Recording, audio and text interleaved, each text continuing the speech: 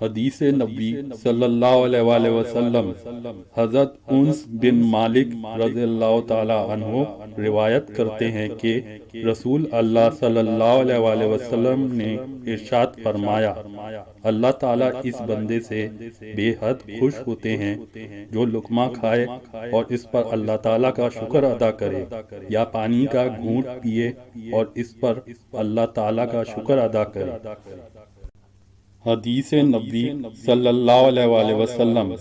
حضور پر نور صلی اللہ علیہ وآلہ وسلم نے فرمایا، میزان میں جو چیز سب سے زیادہ بھاری ہوگی وہ حسن اخلاق ہے، اور جس میں حسن اخلاق ہو اس کا درجہ روزے داروں اور نماز پڑھنے والوں کے برابر ہے۔